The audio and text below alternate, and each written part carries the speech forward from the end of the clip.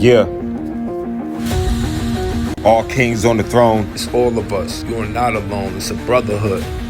What do you define as a brother? When we're down, we help lift up each other. Camaraderie is rare like no other. Real men raising the wind makes us tougher. Together, the brotherhood. The brotherhood. HS Brotherhood. Welcome back to the Brotherhood Podcast with your boy Parrish and Joey. Now today we got a very fun episode. Now this woman right here, she's a nutritionist, a cookbook author, a chef, an advocate, and also an HS warrior. Give it a Let's go. Thank you. You're very sweet. Making me blush. Yeah. So what you got cooking for us today, Cristina? Okay. So we're gonna be making two recipes. We're gonna do our protein, of course. It's called creamy cracked chicken, and it's not the viral one you saw on Pinterest. It's in the slow cooker. This one is dairy-free, it's nitrate-free, it's olive-free.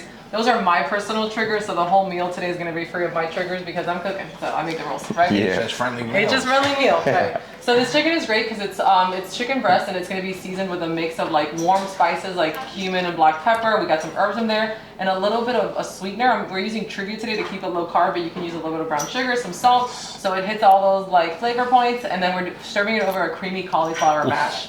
So it's gonna be saucy, it's gonna be creamy, it's gonna be really good. You got any garlic in there? There's a lot of garlic. Get that garlic. Actually, so Help fight the inflammation. Yeah, and so the cauliflower, which we have like simmering on the stove already, it's a whole head of cauliflower broken into florets. Okay. And there's 10 cloves of garlic in there. But the magic is that you have to boil the garlic with the cauliflower because if not, it's gonna be like, it has to cook or it's gonna be spicy. But that helps make the cauliflower taste yummy and more like potatoes. That's the magic there. That's the secret sauce. Secret. That's the secret. I know. Yeah. Let's go. Okay. Super good. And then, so we're gonna season our chicken breast. So we have the chicken breast in a bowl. We've already thawed it out.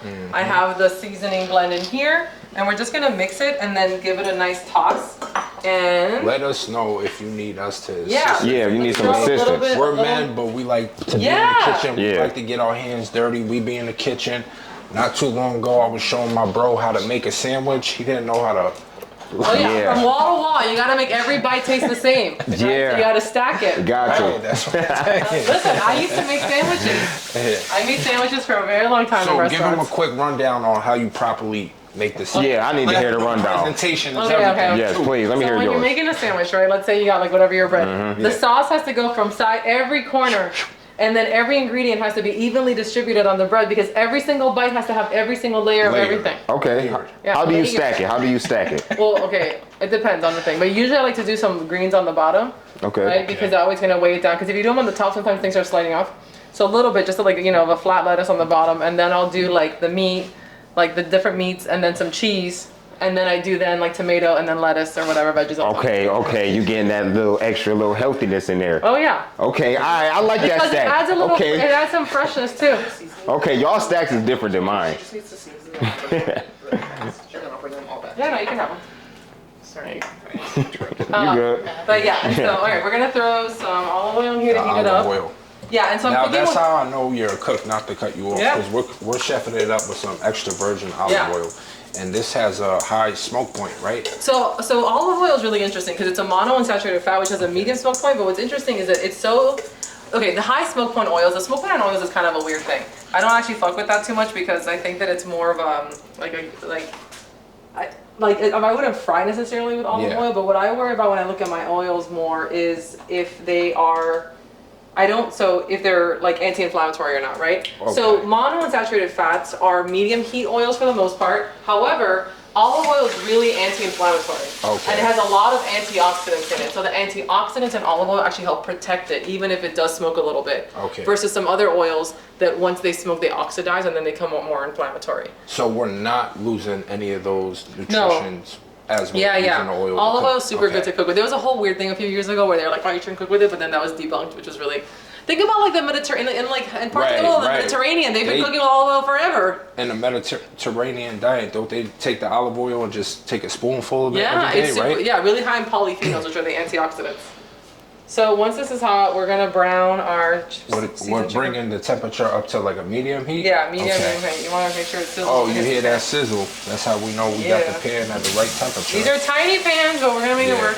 We're gonna get our last little breast in here. Pan fried. That's my way to go. Yeah, good little sear in here, and then we're just gonna let it get nice and brown on both sides. Now, can somebody use the same recipe, but instead of pan frying the chicken, can they grill it? Can they put it in an air fryer? Will it come out the same? Well, because this recipe has a pan sauce in it, you're gonna want to cook it in you could grill it and then move it into a pan to add the sauce. But I really like I like doing it in the pan for a few reasons because of the seasoning on it with the brown. Mm-hmm. You're not gonna get that like nice caramelization. Gotcha. As much roasting it versus grilling. Air frying maybe. Yeah, but you definitely want to finish off in a pan because you want to, you want that browning to happen, which is going to make it taste really, really good. Nice. So we got the chicken going, cauliflower going as well. This you're just going to boil till it's really tender, and then we're going to throw it in the blender, super easy. Nice. With some bone broth and a little bit of we're using regular butter today, and like you use a substantial amount of butter in this recipe because just again what makes it taste good. There is a dairy-free butter by Nutiva, which is like a bit coconut oil based, but it tastes like real butter. Kind of tastes like popcorn butter, which is crazy, but it's really good. You can use that if you're totally dairy-free, or you can use ghee, which is clarified butter that's lactose-free. So it depends on your level of reactivity to butter or dairy. Okay. A lot of Itchus warriors seem to react to dairy. I do, but not butter. I don't know why. Right. Actually, I do know why. Because the cream and the milk, like it has less lactose, but it has less whey and casein. Because it's like the milk and the protein and the sugars in butter usually are in the milk part, not the cream part. If that makes sense. Yeah. And butter's all cream. Mm-hmm. So fun fact. Nice. Yeah. So, can you get into some of your story? What made you get into advocacy from like a holistic point of view? So. Yeah, absolutely. So I've had HS since I was 13 years old. Yeah. I was diagnosed at 13, which I'm looking at. I got a fairly quick diagnosis, but no good treatment options. So my whole childhood was around the antibiotics, the steroid shots, the topical stuff. Right, medicated lotions. Yeah, and it didn't really, nothing ever made it like seem managed. It just kept getting worse, and it progressed. And I was like underarm was like the mildest, but I had a few big ones. Like you know, like I didn't have a lot of them there, but I had like the recurring spots. At that age, what you would consider your stage? 1, 2, or 3? So when I honestly do not remember. Okay. But I definitely know that by the time I was in like my teens, I was stage 3 on my inner thigh groin area. For sure. So it was like inner thigh groin, buttocks, underarms, right? And then after I had my son, when I was 28, I had it developing on my boobs, which was the worst because I was nursing him, and then it was like really, really painful. Yeah. So when I was young, again, I don't know, there just didn't seem to be a plan for my HS. It was like my mom. We tried a bunch of different things, you know, a lot of like the heating pads and the bringing them to the south, but I think they were just home remedies. But there was just a lot of years, and I know that a lot of people are like this. I just wasn't treating it, you know, and you're just kind of like ignoring it. You're just kind of like slapping on Band-Aids, slapping on gauze, and just kind of in denial that this is happening. Big time. That was me. Which I regret, because during that time I was making, I also people like, I was not someone who always ate healthy. Like my mom kind of was like an almond mom a little bit, but I was, you know, in my 20s, I was kind of a terrible teenager. And so I was partying every weekend. I was drinking a lot of alcohol. I was smoking cigarettes. I was doing drugs. I was eating like moons over my hammy at Denny's at 4 in the morning after a night of partying. We've been there at that diner 3 in the morning. You know, and so taking me back. And the hangover the next morning, you know. Sheesh. So I was definitely, and I feel like during that phase of my life, I got so much worse. Like it got your flares so were much, probably all the time, intense, and a combination of things, right? Right. And so. And then, you know, that kind of rolled into like getting married and parenthood, and like obviously I got pregnant, I stopped partying out the whole thing. But postpartum was, and I didn't go into remission when I was pregnant. Like I got a fucking, I got an INT. I got like literally 2 days before I went into labor. Like I had to get like, I don't actually, thinking back now, I think it might have been a de-roofing because of the way that the scar looks. Okay. Because it was like really like a perfect circle. So I think they cut it out. Anyway, but I was literally in labor with that post-op. It was bad. I mean, anyway, and so I got to that point where I was postpartum. I had this baby. It was under my breath. It was getting worse, and I was like, I'm not gonna make it. and I told my doctor, I'm like, what are my options? And he was like, oh, you know, you can do birth control, you can do this, but I was breastfeeding a baby, And I'm like, I can't, oh yeah, that brown, baby. I wish this was smell-o-vision because you can smell if you can smell what we're smelling right now, let me just say it's extremely pleasant to the nostrils. And so the options weren't great. For a nursing mom, I was like, I can't take these things, right? And so that's when, as a chef, right? I've been a professional chef for a few years, and I thought, let me try food. I had I had done paleo in the past. Yeah. And it didn't make my HS better, but I had felt overall better, like energy joint pain, digestion, other things felt better. Because at this point, it wasn't just my skin. And I always ask this question to my clients, right, who come to me with their HS. I'm like, I know you're focused on your skin, but HS is just not a skin disease. It's a full body inflammation, everything. And it's your full body inflammation. So many of my people that I work with, they're dealing with chronic digestive issues, constipation or diarrhea or bloating or acid reflux. They have joint pain, they have fatigue, they have brain fog. So it's really everything. Right. And so I realized, since paleo helped with that stuff, let me kind of go back to it. And then I fell down this rabbit hole, and I eventually found AIP. And that's what helped me, because when I was paleo before, I ate so many peppers and so many I love eggplant and peppers. I'm Cuban, like peppers are like a staple of our diet. And so in doing an elimination diet, where I finally found out trigger foods, and I was also addressing like other things. So Cristina, as we were talking about, you started the elimination diet. Right. Now for the warriors out there that's watching this, and they think about, and they might be thinking about exploring the elimination diet. Right. It can be really overwhelming. Where should they start? Right, that's a really good question. I actually don't recommend that most people try doing full-blown autoimmune protocol AIP elimination diet from the get-go, because there's a very high chance of failure because it is so difficult. I was, again, like someone with professional cooking experience, so I had a little bit more knowledge to help prepare those kind of meals. Okay. And honestly, most people don't need to do that much. Okay. The biggest thing, and again, sidebar, I learned a lot. Back then I wasn't a nutritionist. I studied nutrition after the fact. So now, knowing what I know now, I probably could have saved myself a few steps. But blood sugar regulation, before even cutting out food groups, right, or trigger foods, because not everyone has a trigger food. Exactly. Right. I'm glad you made that point. Because and so I think it's one of the biggest things that affects up to 75% of HS warriors, which Dr. Jamie Weissman of medical dermatology in Atlanta just shared this on TikTok, and it blew my mind. 75% of us are dealing with metabolic, like blood sugar regulation issues, and blood sugar, like high blood sugar, causes chronic inflammation. It impairs wound healing. It drives more, like you're more prone to infection. All these things that we deal with as HS warriors. So that piece alone, in eating in a way to regulate your blood sugar, is going to be number one. Okay, so following a diet or a nutritional lifestyle change that follows blood sugar regulation. Right. Like low glycemic or just balance, right? People always think like, oh, I'm gonna balance my blood sugar, I gotta cut out all my carbs. No. You don't have to. You can eat your rice, you can eat your beans, but it's about making sure that at every meal you're having protein, fiber, fat with your carbs. Okay. Like I always say, and I always tell people like no naked carbs. So like if you're gonna have fruit with a piece of cheese or a piece of some nuts or something that has fat and protein. Right. If you're gonna have avocado or if you're gonna have potato or rice, make sure again you're gonna have some chicken, some avocado with it, some sauce, because you need to balance it out, or some broccoli for fiber. So just oftentimes the American diet is so much centered on, think about it, you're gonna have like bread and soda and chips with like 3 slices of turkey. And that's all gonna turn into sugar too. Right, exactly. Right. And those 3 slices of turkey are fighting for their life in there. Trying to be like, I'm just 12 grams of protein, I can't do that much, So is it safe to say like a good rule of thumb is kind of to take from like the keto? A little bit. Keto can be a little intense. When it comes to the carbs, because it's like what? 30 net carbs? Is that the right? It depends. And the thing about the internet and keto is that it's like the Wild West, and there's a lot of misinformation and very intense people out there. Keto does work like for some people, but keto in and of itself, like it's a therapeutic diet that was meant for people with epilepsy and things like that, right? Like because it's essentially it helps the brain have a different fuel source. I think you can definitely learn from some of that. Like the meal we're making today is very keto friendly, but I don't think that it has to be too harsh. When people kind of say I'm going to do this diet, they might get really into these food rules that are really strict, and that sometimes leads people to hitting walls, So I always say, like, listen to your body and find what works for you. I tend to do better on a more lower carb And then I can like occasionally I'll like, you know, like I'm Cuban, of course I love rice, you know, Right. but I don't eat rice every day, you know, or potatoes every day, which I can eat potatoes now, which is really exciting. Hey. I know, I did not eat potatoes for 8 years.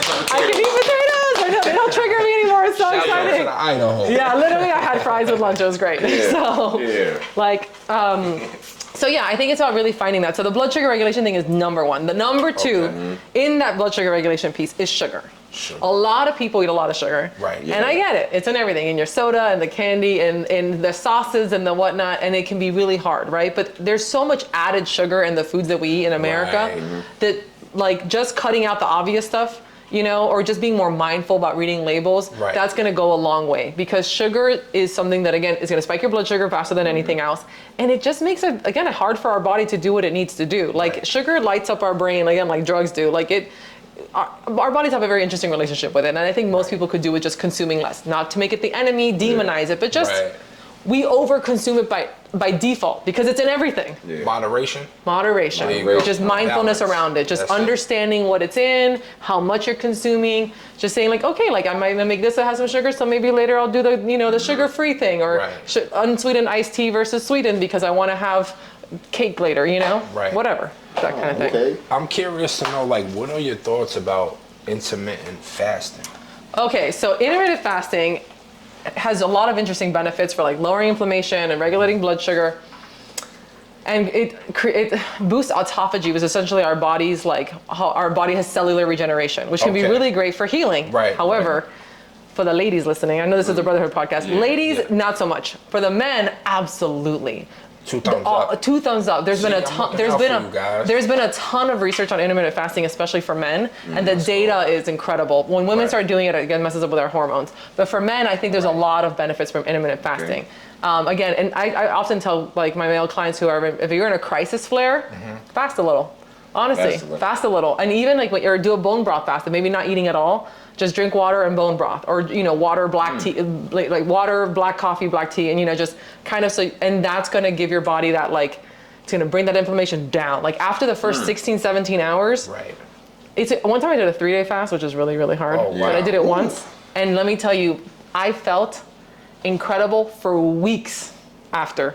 But my inflammation was so low. Days, wasn't your energy level like depleted? No, I was up on my electrolytes. I was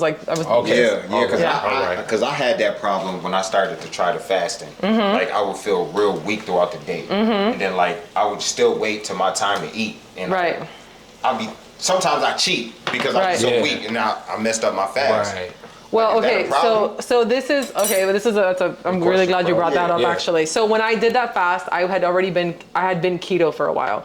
So what happens when you go lower carb or keto is that your body gets used to burning fat. And as we were talking earlier, Joey, off camera, is that when you burn body fat, like literally when you're in a calorie deficit, what does the energy that your body uses is your stored body fat. But most of our bodies by default aren't used to doing that. They're used to burning carbs, not fat. But because I was in a state of like ketosis, my body was already trained to burn fat. So when I stopped eating food, my body's like, that's cool. We got breakfast and lunch right here, you know? Like we're good to go. And so it made it easier. I wouldn't go cold turkey, like right now I'm not in ketosis. I wouldn't go cold turkey. I would probably like do a 5 to 6 day or even 10-day setup of like lowering my carbs slowly and upping my fat and my protein before I did my fast, so that you're on ketosis and as you go into your fast, so it helps. All right, that's good, because that's something that I gotta start trying. And anybody else listening and watching, take these tips to try to get that inflammation down. Yeah, it can really help, and you'll have a more success rate. You'll have a higher success rate. And the interesting what you mentioned about when you were hungry and meal times, that's totally normal. You know, okay, so we have these hunger hormones, leptin and ghrelin, and I always think ghrelin sounds like gremlin, and gremlin's your hunger hormone. So I always picture this little gremlin in my stomach saying, me, right? And so literally it like knows the clock, kind of like how your dog always knows when it's dinner time, you know? Like when you're at meal times, ghrelin spikes and it's saying, feed me, but it goes back down. So if you literally can make it that half hour, 45 minutes, and you keep going, it goes away again. Yeah, because I know when my stomach be growling like that, when I'm around people, like it be loud. Like, they know I'm hungry, then they be like, hey, you hungry? I'm like, nah. No, I'm good. That is so funny. So if someone's going through that right now, and again, the feed me noise, Just basically push past that. Yeah, you can, when you're fasting, definitely push past it. I mean, and you can even do like a pinch of salt under your tongue. Okay. And then drink water and like that. And especially an unrefined salt, it's gonna have the electrolytes. It's gonna be like, ooh, energy. Right. Yeah. Okay. And I would say, and if you're really desperate, bone Yeah. broth. Like if you're drinking a good quality bone broth, it's gonna like not spike your blood sugar at all. It's gonna have a little bit of calories. I mean, a cup of bone broth, it's like 70 calories, you know? Mm-hmm. It's not gonna really mess with the autophagy and you're still gonna get the benefits of the fast. Okay. Man, look at that. So, what you got in there? Just Okay, ammo. so I took the chicken off a second and then I deglazed it with some red wine vinegar and then I added in the sauce, which is a mix of coconut milk, coconut aminos, which are a little bit like a soy sauce cousin but soy free, and some Dijon mustard. Yeah, and I'm mixing that in there. I know, and then we put the money shot. The chicken back in. Look at that. Here we go. And then we put this back in. Watch her work her magic. Come Pop on. that back in And it's there. gonna simmer all in the sauce. Yo, look at the Man, I can't seasonings wait on to that. Look at taste the this. juices. Look at that. Get all of it in there. Yeah, Here we go. it's gonna be just so good. you know, I'm gonna get the first piece, bro. I don't know, fam. We gonna have to fight for the first bite. You know what I mean? Oh, yeah, and so, you know, I think with men, men with fasting, zinc is really important for men's health. And like zinc is a nutrient that's found in protein a lot, especially like steak, fish, oysters, you know, like some plant-based stuff like pumpkin seeds and stuff too. But zinc is super key, again, not just for wound healing and the way that it like modulates our immune system, but zinc is actually really important for men for prostate health. Just low key, just saying, it's really, it's like a lot of men are low in zinc, but it's really important, like especially to like avoid prostate cancer. So eat your meat, and also you can also supplement with zinc as well. Yeah, like zinc. Like, how do you get zinc with food, or do you gotta take? No. Zinc is again rich in a lot of foods, like steak, you know, any meat, even chicken. Oysters, fucking hella high in zinc and omega-3. So I love oysters. And you can get canned oysters. There's a brand called Crown and Prince that they have them in olive oil, and they're smoked oysters. So they're not weird or fishy. Yeah. And I have them on little crackers, and they're very tasty. They make a good snack. And it's like $3 a tin, which is way more affordable than buying an omega-3 supplement. See, that was my next question. I was going to say, like, what are your thoughts on fish oil? Is that something that people should include into their diet, especially as an HS warrior? Yeah, I think especially if you're not eating enough fish, which honestly, unfortunately, a lot of Americans don't eat enough fish. Right. Most people should be getting 3 to 4 servings a week, which is not happening. Yeah. I know. And again, it's expensive, and also sometimes you're just not craving it. So yeah, and the reason why fish oil is really important is because it has omega-3. And so in our body, we have these things called prostaglandins. They're hormone-like substances that create or fight inflammation. So, you know, like let's say when you get a flare and it gets really swollen and red, that's the pro-inflammatory prostaglandins. And when the inflammation goes down, that's the anti-inflammatory prostaglandins. We need essential fatty acids because our body doesn't make them. Essential fatty acids being omega-6 and omega-3, right? Mm-hmm. Because our body uses those essential fatty acids to make the prostaglandins.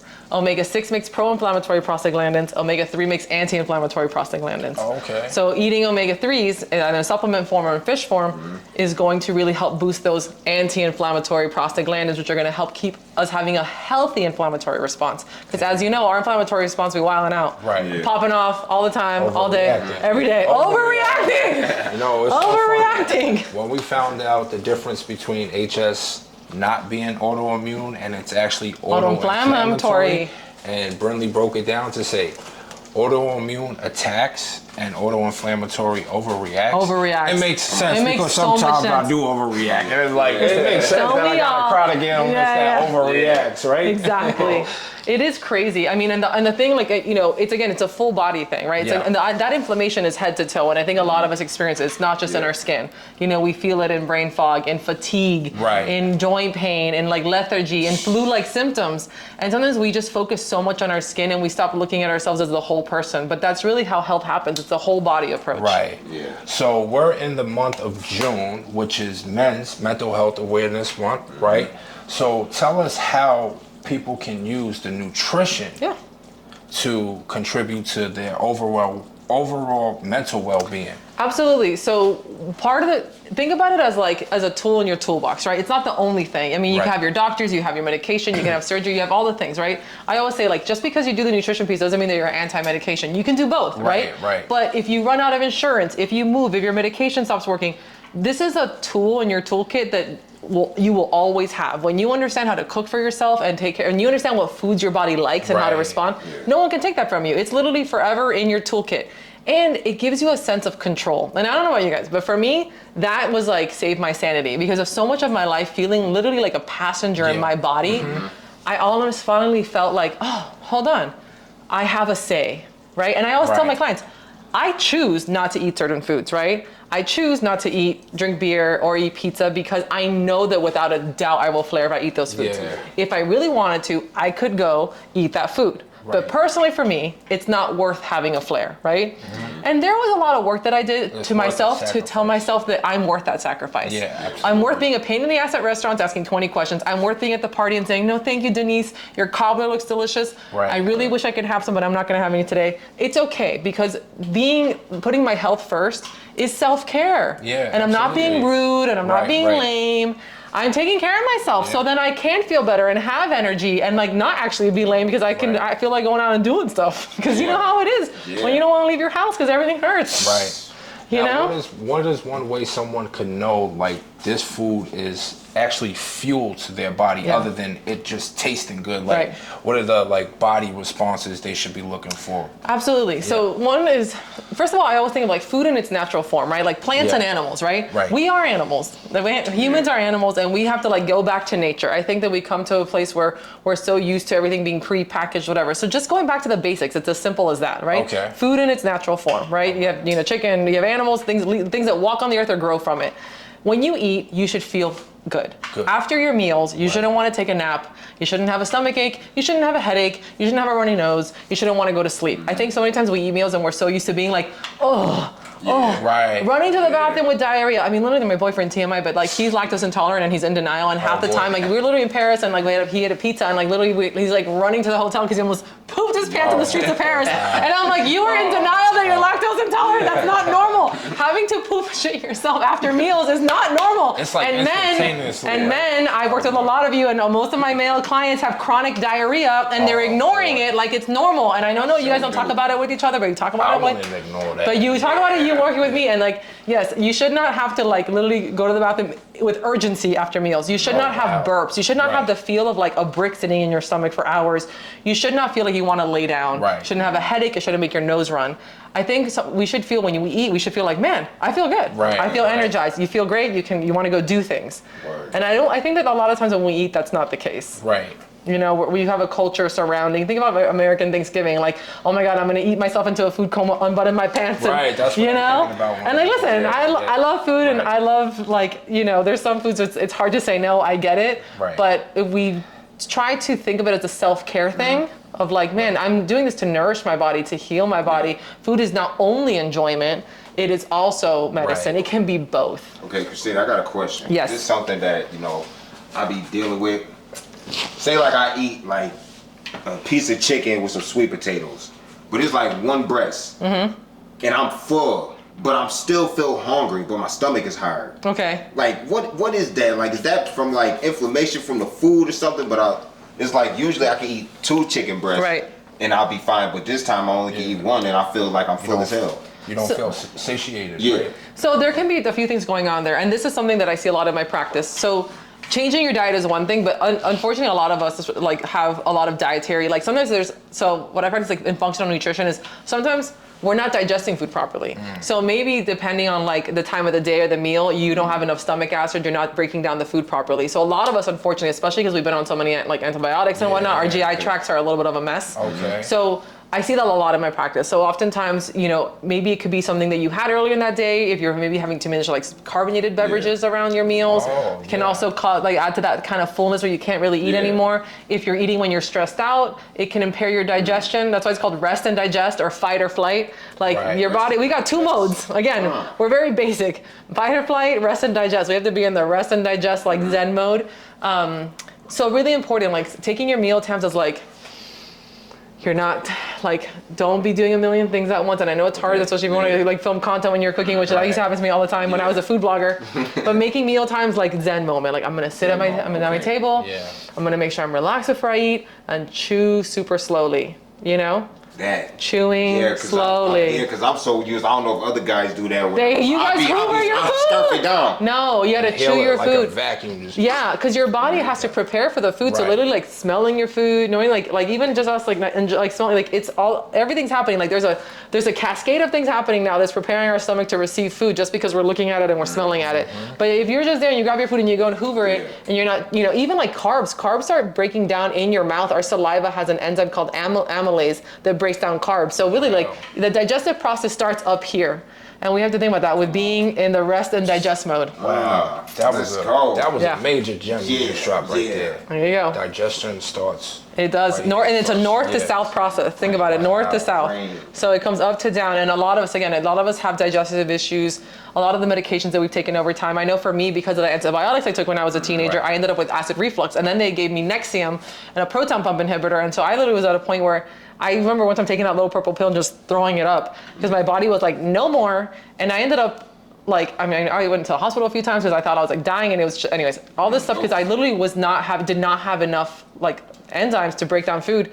But anyways, I ended up healing my GI lining, and so apple cider vinegar actually really helped me. So apple cider vinegar before meals helps break down fat and helps break and like just kind of preps your body. So when people have reflux, they often think they have too much acid, but that's usually not the case. Almost nobody has too much stomach acid. It's usually wrong place, wrong time. So instead of the Tums, do a little apple cider vinegar. It'll be more longer and it'll help you better. Okay. Mix it in with the olive oil. If you're doing a salad, it's still beneficial that way, right? Yeah, I love using apple cider vinegar in my cooking and all sorts of things. All right, so we're gonna we're gonna drain the water. Yeah, we're gonna drain the water from this. It's nice and soft, and we're gonna throw it in the blender.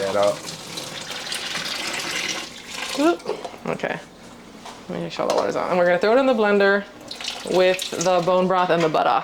There we go. Ooh, we lost the garlic clove. It'll be all right. It's okay. I'm gonna pick it up though because I don't want to step on it because it's gonna be hot. P, are you a fan of? Have you ever had cauliflower mash? No. So this is like a new experiment for me. Brand new experience. Brand new experience, and oh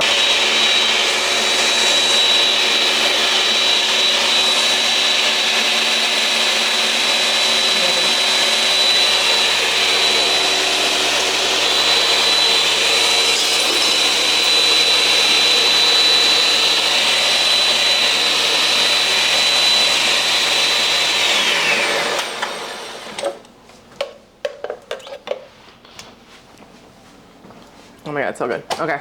All right, it's ready. It's good to go. all right. Okay. So the cauliflower mash is blended. Yes.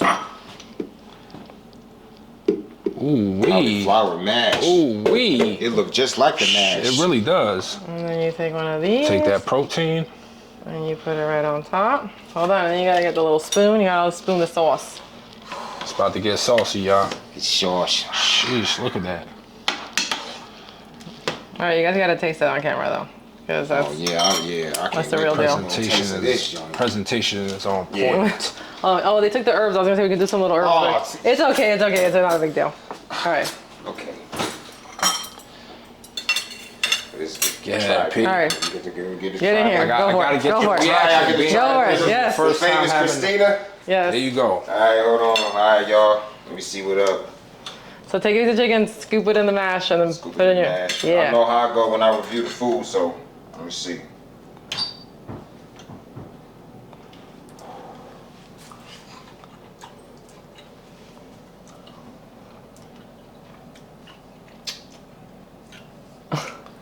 Another bite. Another bite. No, Go for another bite before we give the review. Go for another bite. Hold on. Your face says it all, but go for another bite. Hold on, man.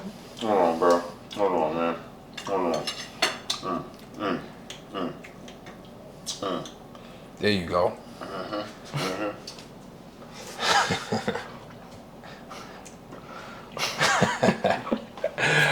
Get with it. 10 for 10? 10 for 10. 10 for 10 off the Juicy. charts, right? I'm glad you like. It don't even taste like cauliflower. Right? It tastes like mash. Right? The sauce, the flavors. Yeah. Perfect blend. Amazing. Perfect. High fives. Let's go. God damn. Yeah. Let me God get damn. Gotta slide. Get a There you little go. taste. You gotta slide, bro. Hold on. I gotta get bro in here. Bro, got to try. You got to taste. It's Joey time. All right, man. Joey, get the taste. Just the smell alone, I know it's going to be on point. Crazy. Yeah. Gotta season your food. I know some people think that healthy food is like bland. They think, I get it, because people think like chicken and lettuce or boiled things. I'm like, no, you can, and I think that that's the thing. You still gotta have fun with it, Wow. Yo. Yo. Nah, seriously, like it doesn't taste like cauliflower. It tastes like straight up mashed potatoes. Yeah, gotta I gotta go in again. Got to be.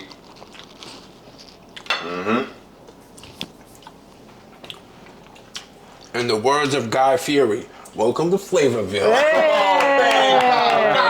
There you go. Give it up for Cristina. Get up, Cristina. Thank you guys. Thank you. Well, I'm glad you enjoy it. And again, this is a really good, like, high protein, low carb meal. Cauliflower, surprisingly, is really high in vitamin C, which is also important for wound healing, because did you know that your body needs vitamin C to produce good quality collagen? Okay. And collagen is really like the glue in our skin that makes strong, like, materials to heal. So collagen is foundational in wound healing. And so again, this is a really good, like, HS friendly meal, and like something I would definitely recommend for someone who's like flaring, wants something tasty that's going to be comfort foodie, but also going to help support their body to heal faster. Nice. Are there any other ways they can use the cauliflower? Oh my gosh. Like air fry or? So, cauliflower is amazing. I mean, so it's so funny, my first cookbook, which is like, it's dairy, it has like it's all the freeze, I call it. I use cauliflower so much. I mean, I always say, like, when I grow up, I want to be cauliflower, because cauliflower can be pizza crust. Cauliflower, I've made cauliflower hummus. So like you roast the hummus so it's like without chickpeas. You can make anything. Does it taste identical to? Or yeah, literally. I have a client who's Lebanese, and I made it for her, and she started crying. So she's like, I haven't had hummus in 10 years, because she can't eat the chickpeas. And so, yeah, cauliflower can be made. You can rice it to make it into rice. And so one of the things I do, because again, I like white rice, is I'll do half cauliflower rice and half white rice. And that's a really good way to get in your veggies. You can't even taste them. You mix it in with your rice, you lower your carbs a little bit, and you get your veggies in. So there's a lot of great ways to, like, again, cauliflower is super versatile. But like this mash with some steak goes hard, with like a nice juicy ribeye on top. Like, so there's a lot of ways to incorporate this stuff. I ain't gonna lie, I'm about to go in for another bite. I might have to take that. Let's go eat. But yeah, there's a ton of recipes. So I do have 2 cookbooks. One is made whole, one's made simple. They're available anywhere where books are sold. And they have a ton of recipes just like this. And yeah, I mean, I love to create resources to help HS warriors not only understand their bodies and how nutrition can be a tool, but also inspire them. Because I think that, it's really important. Like, I've been in remission for 8 years, and there was a time in my life where I didn't know that was possible. I didn't even know it was possible. I thought my life would be forever what it was, and I always, again, every day I'm so thankful that, like, I am where I am, but the fact that I also have this toolbox, right? It's not that I can't flare, for sure, it happens sometimes, shit happens, but the fact that I know that I have this confidence that, like, hey, I have this skill set and I can always, like, manage my symptoms, and that's really been really powerful to me and help my mental health. So I hope it helps other people too. Absolutely. It is. Before we close it out, for those warriors that are out there watching that have a bit of a sweet tooth, what is something quick that's HS friendly? Oh my God, for sure. Yeah. So yeah, I have in my first book a mug cake. I love mug cakes because they're single serving desserts, and essentially what one of my favorite mug cakes is I soften a little dark chocolate. That's like 85% dark chocolate. I used to melt it a little bit, and then you whip in coconut cream into it, and then an egg, and it's almost like a flourless chocolate cake in a mug. Okay. And it's so good, and it just has the sugar from the chocolate, so you don't have to add any sugar. Right. But there's a lot of different variations of that. You can make it with like almond butter or peanut butter, or even like a little bit like a tablespoon of almond flour, 1 egg, some cacao powder. But I love mug cakes because you can make.